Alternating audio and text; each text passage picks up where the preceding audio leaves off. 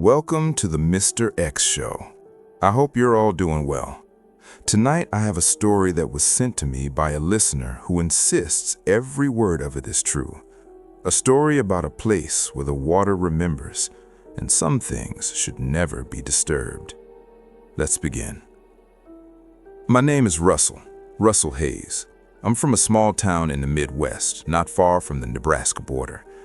I'm telling you this story because what happened there changed everything I thought I knew about the world. Now, before I get into the real meat of this, I need to tell you about the pond. For reasons that will become clear, I'm not going to tell you the exact name of my town. Some of you listening might recognize the place if I mention the pond by name, and honestly, that's probably for the best. What I'm about to share with you, it's not the kind of thing you want to go looking for. The pond in our town is old, very old, ancient really, and with age comes stories, legends, the kind that get passed down through generations until nobody knows what's true anymore and what's just small town mythology. What I can tell you is this: the locals call it Dwyer's Pond, named after a family that lived there generations ago. The Dwyers were said to be strange people, kept to themselves.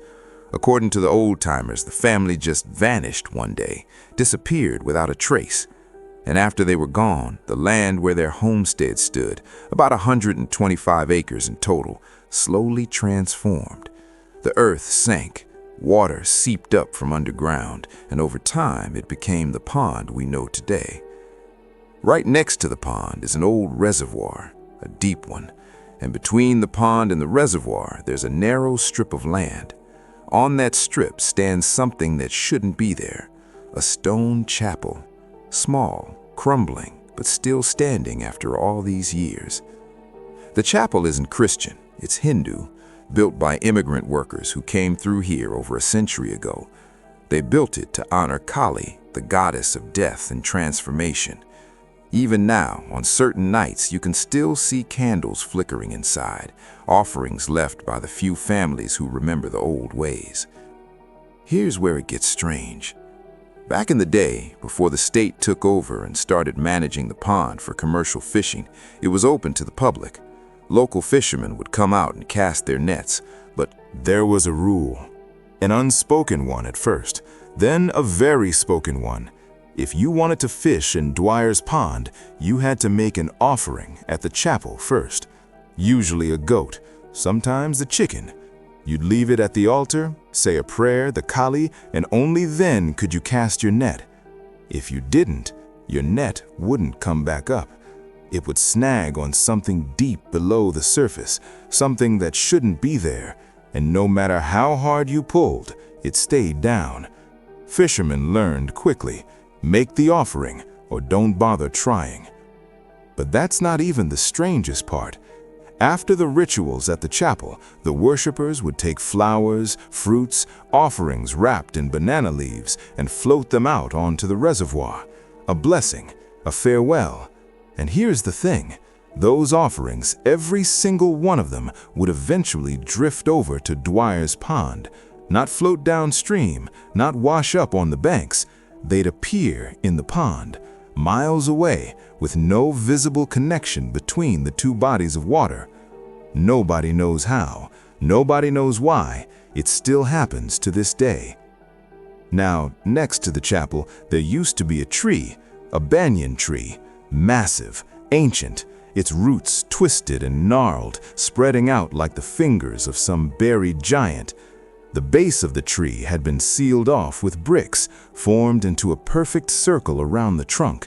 And if you looked closely, if you were brave enough to get close, you'd see something horrifying. The bricks weren't just bricks, they were mixed with bone, human skulls, 101 of them to be exact, embedded into the foundation of that tree.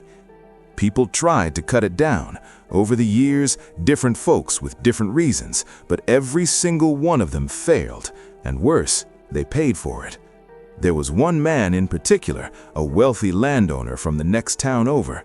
He wanted the land cleared, wanted to develop it, so he hired a crew and brought them out to chop down the banyan tree. The moment the first axe bit into the trunk, blood poured out, fresh, red, warm. The workers stumbled back, horrified. Some of them got sick right there on the spot, started vomiting, violent, convulsive retching. And within hours, every single one of them was dead, hemorrhaging from the mouth, choking on their own blood. The landowner who hired them, he had 3 sons. All 3 of them died that same night. No explanation, no warning, just gone. After that, nobody touched the tree. You might be thinking, okay, Russell, that's creepy and all, but where's your story? Where's the part that happened to you? Don't worry, I'm getting there. I just needed you to understand the place first, because what happened next, it doesn't make sense without knowing what Dwyer's Pond really is. Eventually, the state government stepped in and turned the pond into a managed fishery. They stocked it with fish, regulated access, and hired guards to patrol it at night. There are 3 guard posts around the perimeter, small shacks, really. 10 roofs, wooden walls, just enough to keep you dry. One of the men hired to guard the pond was a guy named Danny Frost. He wasn't local. He was from a town about 60 miles north, near the Iowa border. He needed the work. Times were tough. So he took the job, even though the pay wasn't great and the hours were worse. Danny's job was simple. Patrol the pond at night. Make sure nobody was poaching fish. Most of the other guards stayed in their shacks, played cards, listened to the radio. But not Danny. Danny liked to be out on the water. He'd take a small rowboat and drift around the pond, scanning the shoreline with his flashlight, just making sure everything was quiet. For the first few weeks, everything was fine. Quiet, uneventful, just the way he liked it. But then, things started to change. One night, Danny was out in his boat, rowing slowly along the eastern edge of the pond. It was late, maybe 2 in the morning. The moon was hidden behind clouds, and the only light came from his flashlight, cutting through the darkness in thin, jittery beams. That's when he heard it. A sound, like something heavy hitting the water, a splash, but not a fish jumping. This was different, louder, more deliberate, like someone casting a net. Danny's first thought was poachers. He turned the boat toward the sound, rowing quickly but quietly, trying not to give himself away. When he got close, he raised his flashlight and swept it across the water. Nothing. No boat, no people, no nets, just the still black surface of the pond, rippling slightly from whatever had disturbed it. He sat there for a moment, listening. The only sound was his own breathing and the faint creak of the boat rocking beneath him. He was about to turn back when he heard it again. The same sound, louder this time, closer. He spun around, flashlight aimed directly at the source, and that's when he saw them. Shapes, moving across the surface of the water, not swimming, not floating, running, massive, hulking figures covered in coarse hair, charging across the pond like it was solid ground. Their bodies were hunched, their limbs too long, their movements jerky and unnatural. They weren't human. Danny's heart slammed in his chest. He dropped the flashlight. It clattered against the bottom of the boat, and for a moment everything went dark. When he fumbled to pick it up, the shapes were gone, vanished, like they were never there. He rowed back to shore as fast as he could, his hands shaking so badly he could barely grip the oars. When he reached the guard shack, he locked the door, sat down, and tried to convince himself it was just his imagination, exhaustion, tricks of the light. But he knew better. The next night he went out again, not because he wanted to, because he had to. It was his job, and Danny wasn't the kind of man to quit something just because he was scared. This time, he decided to anchor the boat in the middle of the pond and try to get some sleep. He tied it off, lay down in the bottom of the boat, and closed his eyes. He woke up to the feeling of sinking. The boat was going down, slowly, water pouring in over the sides. Danny scrambled to his feet, bailing water with his hands, but it kept coming. Within seconds, the boat was half submerged. He jumped out and swam to shore, gasping and coughing, soaked to the bone. When he looked back, the boat was gone, completely underwater. Danny stood on the shore, shivering, trying to make sense of what just happened. The boat had been fine, no leaks, no damage, and yet it sank, like something had pulled it down. He was starting to think maybe this job wasn't worth it. But Danny was stubborn, and the next night he went out again. This time he was determined to stay awake, to see what was really happening. He took the boat out to the middle of the pond and sat there, waiting. Hours passed. Nothing. Just the sound of water lapping against the hull and the occasional call of a night bird in the distance. Then, around 3 a.m, he felt it. A hand gripping the edge of the boat. Danny's blood went cold. He looked down and saw it. Long fingers covered in thick, matted hair, pressing against the wood, trying to pull the boat under. Without thinking, he grabbed the oar and swung it down hard, smashing it against the hand. There was a sound, a terrible shrieking wail that echoed across the pond, high and sharp and wrong. The hand let go, and whatever it was attached to disappeared beneath the water. Danny sat there, shaking, clutching the oar like a weapon. He didn't sleep, he didn't move, he just waited for dawn. When the sun finally came up, he rowed back to shore, climbed out of the boat, and collapsed on the grass. He was exhausted, terrified, but he was alive. That night, he had a dream. In the dream, he was standing at the edge of the pond. The water was still, the air was cold, and in front of him stood a figure, tall, covered in hair, its eyes glowing faintly in the darkness. It spoke. "You should not have struck me. You broke my hands, and for that you will pay. I am Masan Kali, and I do not forgive." Danny woke up screaming. After that night, he started getting sick, weak, feverish. He couldn't eat, couldn't sleep. His body seemed to be shutting down, piece by piece. But he kept working. He didn't know what else to do. Then, one night, under a full moon, he saw something that made his blood run cold. A woman, standing on the shore, washing clothes in the pond. At 3 a.m? Danny rowed closer, his heart pounding. He called out to her, "Hey, what are you doing out here?" The woman didn't respond. She just kept washing, scrubbing the fabric against the rocks, over and over, methodical, rhythmic. Danny climbed out of the boat and walked toward her. He reached out and grabbed her shoulder. The moment he touched her, she stopped. Slowly, she turned around.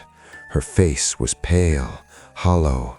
Her eyes were black pits, empty and endless. And when she opened her mouth, no words came out, just a sound, a low, guttural hiss that made Danny's skin crawl. Then she raised her hand and slapped him. The force of it sent him stumbling backward, his cheek burning like fire. He fell to the ground, gasping, and when he looked up, she was gone. The next morning, Danny went to the village elders, told them everything. They took him to the local priest, who gave him blessed water and recited prayers over him. For a while, it seemed to help, but the sickness didn't go away. As the months passed, the pond began to dry up. It was summer, and the water level dropped, exposing the muddy floor in places. Danny was out one afternoon, scattering fish food along the shallow edges, when he suddenly stopped. He felt dizzy, weak. His legs gave out, and he stumbled toward the shore, collapsing beneath a massive mahogany tree that grew along the water's edge. That's where they found him, dead. The whole town mourned. People said it was tragic. A man from out of town just trying to make a living, and he died alone by the water. But here's the part that no one talks about. The day after Danny's body was taken away, the tree he died under, the one he'd been leaning against, split in half. The entire trunk cracked down the middle and fell, crashing into the pond like a sound of thunder. Nobody knew why, but I do. Because the pond remembers, and it doesn't let go. That's my story. If you found it unsettling, well, good. You should be unsettled. Because places like Dwyer's Pond, they're real. And they're still out there, waiting. Stay safe out there. And remember, some things should never be disturbed. Welcome back to Mr. X Show. I hope you're all doing well tonight. My name is X, and I have a story for you. A story that was never meant to be told. A story that might make you question the people living just down the street from you. The neighbors who smile a little too wide. The ones who bring you food you never asked for. This story comes from a time when my family learned that sometimes the greatest danger doesn't come from strangers in the dark. Sometimes it comes from the house at the end of the block. Let's begin. It's hard for me to tell this story without feeling a heavy weight on my chest. But I need to get it out. I need someone to know what happened to us, what happened to my mother. When this all began, my family and I were living in a small neighborhood on the outskirts of town. We weren't rich, far from it actually. My father ran a modest corner store, the kind where locals bought bread, milk, and cigarettes. That was our only income. And there were 6 of us living off it, 6 mouths to feed, 6 lives depending on one tiny shop. You can imagine how tight things were. There were 4 of us kids, 2 brothers, 2 sisters. My brother and I, we knew early on that if we wanted anything in life, we'd have to earn it ourselves. So as soon as we were old enough to understand responsibility, we started tutoring younger kids in the neighborhood. We paid for our own school supplies, our own clothes, our own books. We didn't complain. That's just how it was. My mother, bless her soul, she did what she could to help. She was a seamstress. She'd take in work from neighbors, sewing dresses, hemming pants, adding lace to wedding gowns. Her hands were always busy, always stitching, always mending. And somehow, with all of us working, we managed. We lived humbly, but we lived with dignity. We had respect in that neighborhood, and honestly, most of the people around us were just like us, struggling, surviving. After my brother and I finished high school, we wanted to take over the family business completely. We wanted to lift the burden off our father's shoulders, but our parents wouldn't hear it.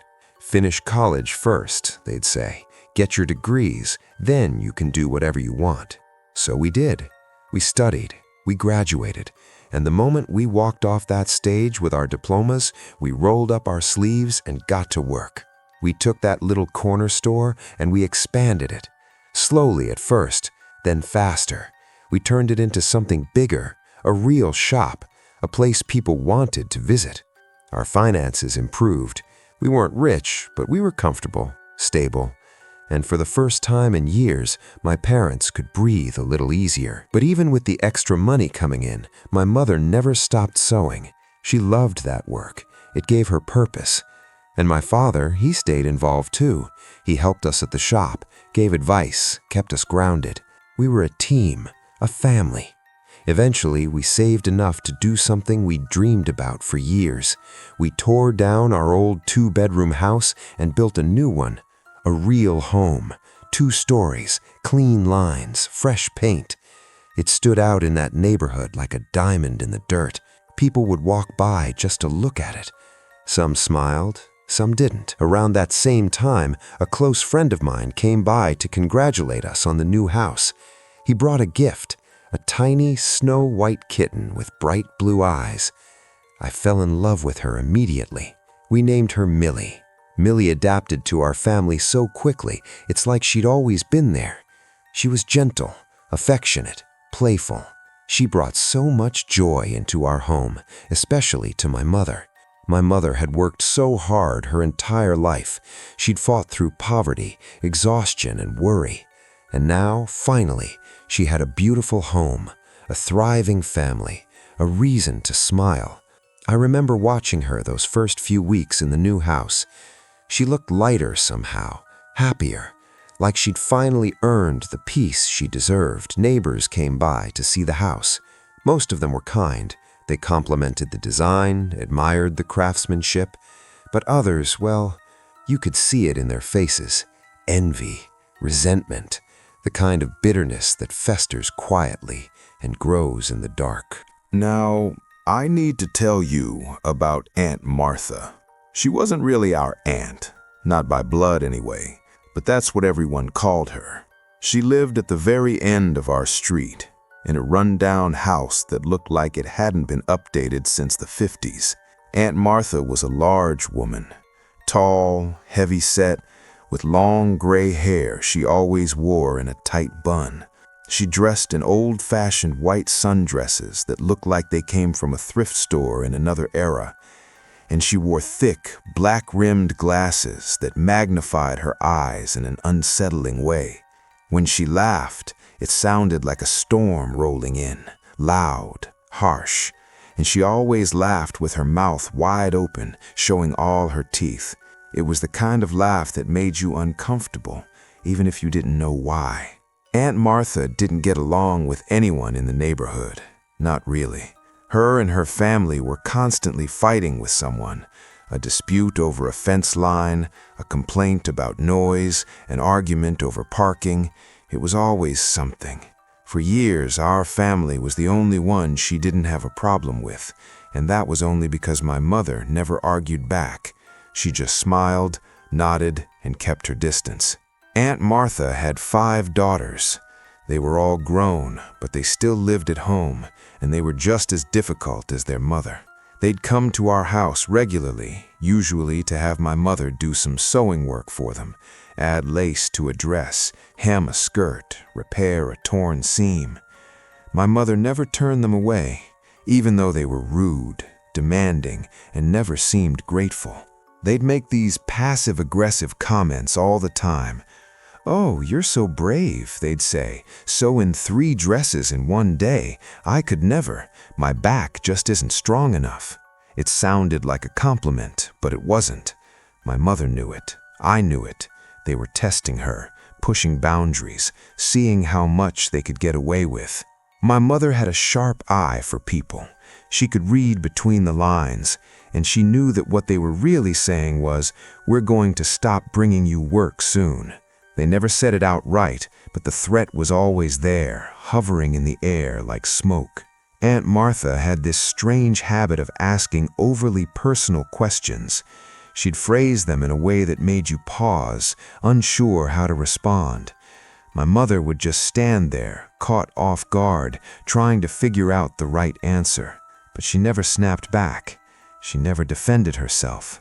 She just endured it, because that's who she was. Patient, kind. After we built the new house, something changed. Aunt Martha and her daughters came by to see it, just like everyone else. But their reaction was different, cold. When they walked through the front door, it was like the air itself got heavier. They didn't say a word, not one compliment, not one kind remark. They just walked through the rooms, their eyes scanning every corner, every piece of furniture, every detail. I watched them closely, and I swear it looked like our happiness was physically painful to them. The joy on my mother's face, the pride in my father's eyes, it seemed to make them sick.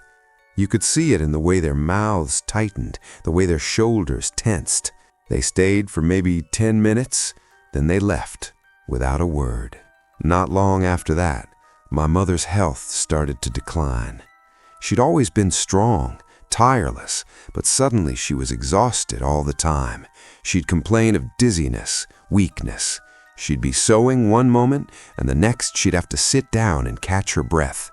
We told her to stop working so much, but she wouldn't listen. She hated being idle. Then came the day that changed everything. It was a holiday. We were all sitting together in the dining room, eating lunch. My mother was sitting directly across from me. I remember watching her as she ate. She looked tired but content. And then, without warning, her eyes began to close, slowly, like she was drifting off to sleep. And then she just collapsed. She slumped to the side, her head hitting the table. We panicked. I threw water on her face. My brother rubbed her hands, her arms. We shook her gently, calling her name. After what felt like an eternity, she came to, but she was weak, disoriented. She said she felt like someone was pushing her, like someone had shoved her from behind, but there was no one there. Millie, our little white kitten, had been nearby when it happened, and I'll never forget what she did. She ran straight to my mother and climbed into her lap. She rested her tiny head on my mother's chest and just sat there, perfectly still, like she was trying to protect her. We were all so moved by it. Even in the midst of the fear, we marveled at how much that little creature loved her. My mother stroked Millie's head gently and whispered, "Good girl." But that was just the beginning. Over the next few weeks, my mother collapsed again and again and again, sometimes in the bathroom, sometimes while sewing, sometimes just walking across the room. We took her to doctors, specialists. They ran tests, gave her vitamins, prescribed medications. Nothing helped. The episodes kept happening, and each time my mother would say the same thing. It feels like someone is pushing me. One afternoon, I was home alone with my mother. Aunt Martha came by unannounced. She knocked on the door and I let her in. The moment she stepped inside, Millie's entire demeanor changed. The sweet, gentle kitten we knew vanished, and her place was something wild, feral. Millie arched her back. Her fur stood on end. She hissed and growled at Aunt Martha like she was staring down a predator. I'd never seen her act that way before. Never. She stood on her hind legs, claws out, ready to attack. Aunt Martha looked at my mother and said in that cold, cutting voice of hers, "What kind of wild animal are you keeping in this house? Get rid of it, now." My mother tried to calm Millie down, but it was no use. The kitten was fixated on Aunt Martha, trembling, snarling. I stood by the window watching the whole scene unfold. Aunt Martha had brought something with her, some kind of dessert she'd made. She set it down in the kitchen and sat for a few minutes, but Millie never stopped growling. Eventually, Aunt Martha got up and left, muttering under her breath about how rude we were. Before she walked out the door, she turned to my mother and said, "I made this sweet dish especially for you. Make sure you eat it. Let me know how it tastes." A little while later, my younger sister set the table for dinner, and there, in the center, was the dessert Aunt Martha had brought. A white, creamy pudding with cardamom sprinkled on top. It looked innocent enough. We all sat down to eat. Millie was sitting by my mother's feet. She was restless, agitated. She kept pacing back and forth, meowing softly, like she was trying to tell us something, but we didn't understand. My mother barely ate that night. She was too weak, too tired. But after she finished her meal, she reached for the dessert. She picked up the bowl, and the moment she did, Millie lunged. With all the strength in her tiny body, she leapt into the air and struck the bowl with her paw. The bowl flew out of my mother's hands and smashed into the wall. The pudding splattered everywhere. The plastic bowl bounced across the floor. We all froze. We stared at Millie in shock. What had just happened? My mother said quietly, "She did the same thing when Aunt Martha was here earlier. I don't know what's wrong with her." I tried to pick Millie up, but she wouldn't let me. She stayed right there, guarding the mess on the floor, her eyes locked on the pudding like it was something dangerous. My sister cleaned up the spill, and only then did Millie relax. She returned to her normal self, calm, gentle, sweet. We didn't understand what had happened, but deep down, I think we all felt it. Something was wrong. That night, around 11, Aunt Martha came back. I told my mother not to mention that Millie had knocked over the dessert. "Just tell her you ate it," I said. "She's already angry enough." When Aunt Martha walked in, she looked directly at my mother with sharp, piercing eyes. "So," she said slowly, "how was the dessert?" My mother smiled weakly. "It was delicious. Thank you for going to so much trouble." "Oh, it was no trouble at all," Aunt Martha said, but there was something in her voice, something cold. "You did eat it, didn't you?" "Yes," my mother lied, "I did."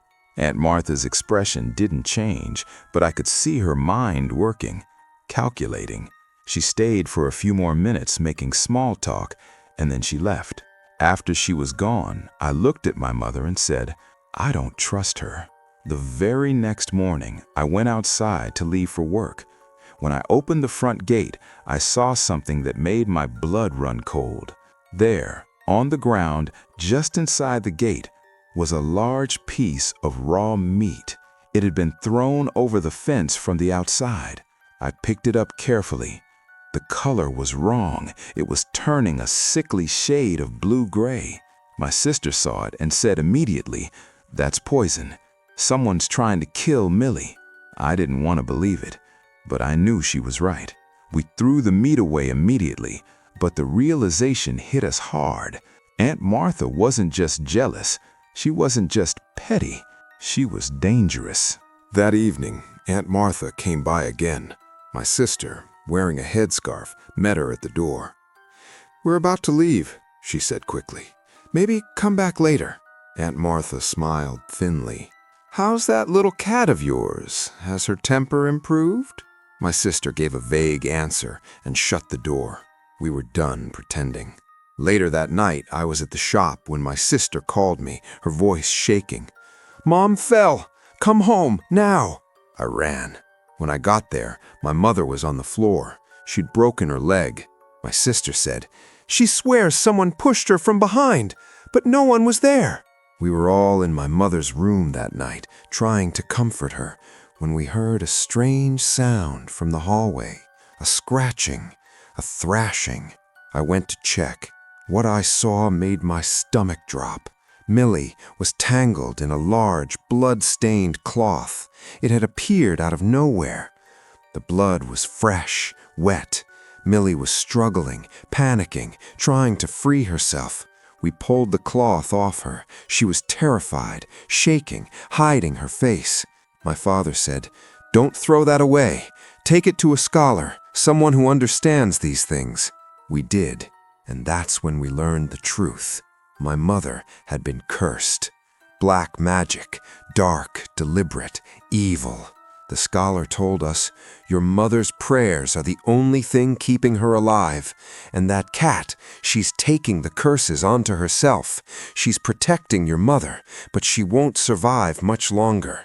He looked at us with grave eyes and said, "You need to leave this house now." We started looking for a new place immediately. We found one within a week, a rental across town, far away from Aunt Martha, far away from that cursed street. The day we were supposed to move, Millie disappeared. We searched everywhere, called her name, checked every room. Nothing. And then I looked under my mother's bed. There she was, Millie, lying perfectly still, dead. We all cried that day. My mother sobbed. She held Millie's little body and whispered, "You saved me. You saved me." Even in death, Millie had stayed by her side, loyal to the very end. We moved out that same day. We left that house, that street, that neighborhood behind. And slowly, my mother began to recover. Her strength returned. The fainting stopped. The invisible hands that had been pushing her, they were gone. But I never forgot Millie, that brave, tiny creature who loved my mother so much she gave her own life to protect her. To this day, I can't walk past a white cat without thinking of her, and I can't help but wonder, what would have happened if Millie hadn't been there? What if we hadn't moved? What if my mother had eaten that dessert? Some neighbors smile and wave. Some bring you gifts, and some bring you poison wrapped in kindness. This is X, and this is a story I'll never forget. Thank you for listening. And please, if you have pets, listen to them. They see things we don't. Good night.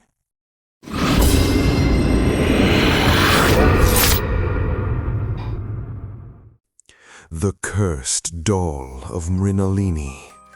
I'm Mr. X. Listen closely. What I'm about to tell you isn't just a story. It's a shadow that lingers long after the words are spoken. A listener from Dhaka shared this with me. He's told me other tales before, but none like this. This doll, its eyes, once you meet them, you won't know the comfort of sleep again. I've always been drawn to old things, especially objects buried under the dust of time, their stories lost and forgotten. My name is Ion. I'm a freelance photographer by profession, and my work takes me to different places across the country. In my spare time, I hunt through antique shops, abandoned zamindari estates, and auction houses. My collection includes rusted swords, vintage gramophones, and all manner of strange curiosities. But my true passion is dolls. I have a compulsion to collect them, dolls from different countries, different eras. That time I had traveled to Mymensingh to photograph an old zamindari mansion. On my way back, I spotted a small, half-collapsed shop by the roadside. The weathered signboard read, Puratata Sampar, Antique Collection. The name alone pulled me in. Inside, the air was thick with the smell of old wood and dust. The shopkeeper, an elderly man with thick glasses, glanced at me and smiled faintly. I wandered through the cluttered aisles, scanning the shelves. Then, in a shadowed corner beneath a pile of old rags, my eyes locked onto something. A wooden doll. It was plain, unremarkable in every way, except for its eyes. Deep black, unmoving, alive. It felt as though the doll was staring directly at me. It wore a faded red frock, threadbare with age. Its hair was tangled, and a faint scratch marred one side of its face. I asked the old man about it. His smile faded. He hesitated, then spoke quietly. "Sir, it's better if you don't take that one. That doll is cursed." I laughed. "Cursed? Why? What happened to it?" The old man paused, drew a long breath, and began. "This doll has been in my possession for nearly 50 years. My father found it in an abandoned house. They say its name is Mrinalini, and they say that anyone who looks into its eyes will never sleep again." I leaned forward, curious. Never sleep? What exactly happens? Everyone who bought this doll returned it. No one could keep it long. They all said the same thing. At night, they felt someone watching them. When they closed their eyes, the doll's face appeared. Some even claimed they saw it moving on its own, changing positions in the room. I laughed again. Superstition, I thought. Nothing more. "I'll take it," I said. "How much?" The old man stared at me for a long moment. Then he sighed. "I warned you, sir. Whatever happens after this, I'm not responsible." I paid him. The price was low. I placed the doll in my bag and left for Dhaka. All the way home, I kept thinking about it. A cursed doll. Looking into its eyes steals your sleep. Ridiculous. When I got home, I placed Mrinalini in my display case alongside my other dolls. Behind the glass, her dark eyes seemed even more vivid, more alive. I stared at her for a moment, then went to eat dinner. After the meal, I glanced back at the case. I could have sworn the doll had shifted slightly. I told myself it was my imagination. I was tired, that was all.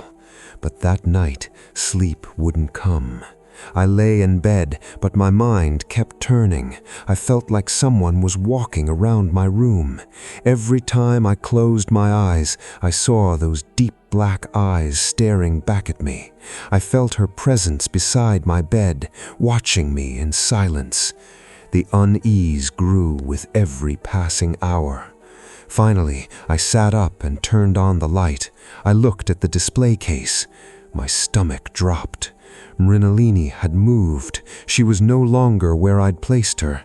She now stood at the front of the case, facing the glass door, facing me. I tried to calm myself. Maybe I had placed her there and forgotten. I opened the case and moved her back, but my hands were shaking. That night, I didn't sleep at all. When dawn came, I felt my eyelids grow heavy, but the moment I drifted off, I was jolted awake by a nightmare. In the dream, Mrinalini sat on my chest, staring down at me with those horrible eyes, smiling. I woke drenched in sweat, my body trembling. I was beginning to understand. The old man's words weren't just superstition. There was something inside that doll. The next few days were a living nightmare. I couldn't sleep. Every time I closed my eyes, her face appeared. I felt her watching me constantly, no matter where I was or what I was doing. My work suffered. I couldn't focus. My face grew hollow. Dark circles formed under my eyes. My friends noticed. One of them, Ronnie, came to my apartment. I told him everything. At first, he didn't believe me. "Dude, you're having a mental breakdown. You need to see a doctor." "It's not in my head, Ronnie. It's that doll." "Fine, show me." I led him to the display case. He stared at Mrinalini and scoffed. This is what's ruining you? It's just a wooden doll." "Look into its eyes," I said. He did. For a long moment, he said nothing. Then he shrugged. "I don't see anything, just 2 pieces of black glass." "Stay the night," I said. "Then you'll understand." He agreed. That night, we ate together and prepared for bed. I told Roni to keep an eye on the display case. He laughed it off. We both lay down. I couldn't sleep, as usual. Roni tossed and turned for a while, then drifted off. It was nearly 2 in the morning when Roni's scream tore through the silence. I bolted upright. Roni was sitting in bed, trembling, his eyes wide with terror. He pointed a shaking finger toward the case. The doll! I looked. Mrinalini had moved again. She now stood in the center of the case, facing us directly. Roni's voice cracked. "I saw it. I saw it walking." I tried to calm him, but my own throat was dry with fear. We both knew this doll could not stay in my apartment another night. The next morning, Roni and I decided to return the doll to the shop in Mymensingh. We drove in silence, the doll wrapped in cloth in the back seat. I kept glancing in the rearview mirror. The bag seemed to move, ever so slightly. When we arrived at the shop, the old man looked unsurprised to see us. "I knew you'd come back," he said quietly. I placed the wrapped doll on his counter. "You were right. It's cursed. Please, take it back." He sighed. "There is a way to be free of it, but it's dangerous. Tell us, we'll do anything." He leaned forward. "You must return the doll to its original owner." "Who is that?" And then he told us a story that froze our blood. 60 or 70 years ago, there was a powerful zamindar in this region named Ram Ratan Chowdhury. He had one daughter, Mrinalini. He loved her more than life itself. She adored dolls, so he commissioned a craftsman from Kolkata to create a wooden doll in her exact likeness. The red frock the doll wears was modeled after her favorite dress. But one day, Mrinalini fell ill with an unknown disease. She died at the age of 7. The zamindar was destroyed. In his grief, he refused to cremate her body. Instead, he locked her and her beloved doll in a secret chamber within the mansion and sealed the door. He believed she would return one day.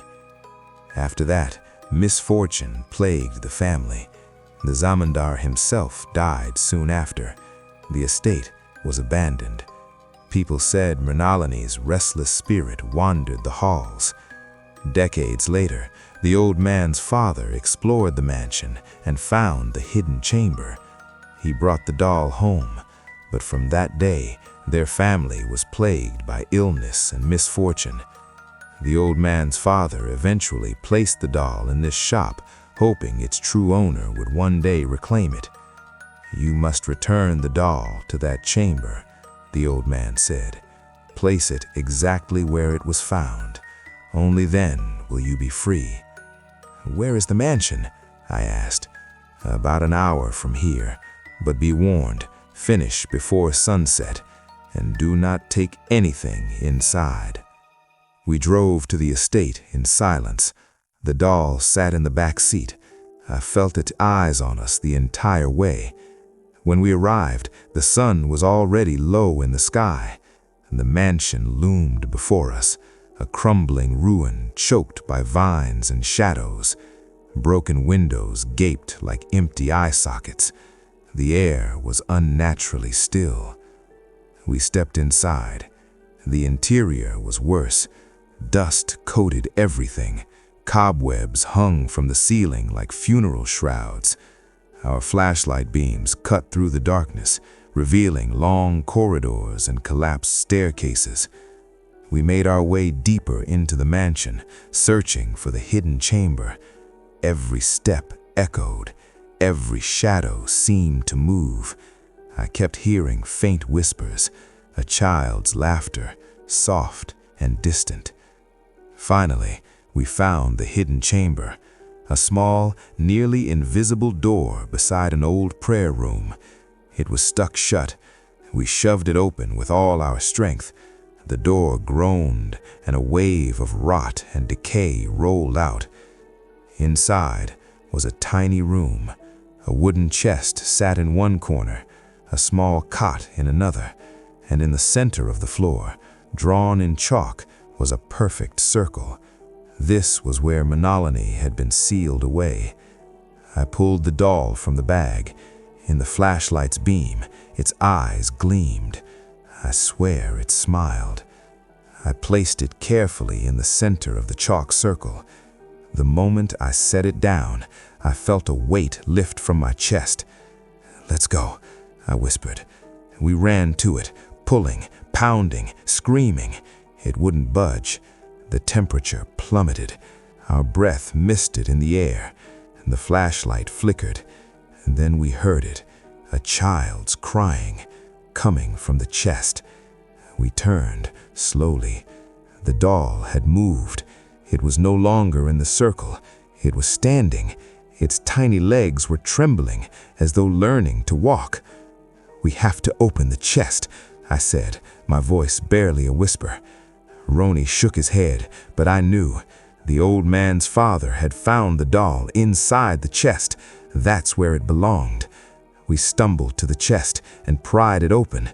Inside were moth-eaten clothes and a small, stained pillow. Nothing else. The doll was crawling toward us, its head tilted, its smile widening. I grabbed it. The moment I touched it, a shock ran through my body. I hurled it into the chest. "Close it!" I screamed. We slammed the lid shut. From inside came a piercing shriek, inhuman, feral, enraged. Then, silence. The door creaked open. We ran. We didn't stop running until we were back in the car, tearing down the road, the mansion shrinking behind us. That night, for the first time in weeks, I slept. But even now, when I close my eyes, I still see her sometimes, Mrinalini, standing in the dark, smiling, waiting. And I wonder, did we really seal her away? Or did we just give her exactly what she wanted?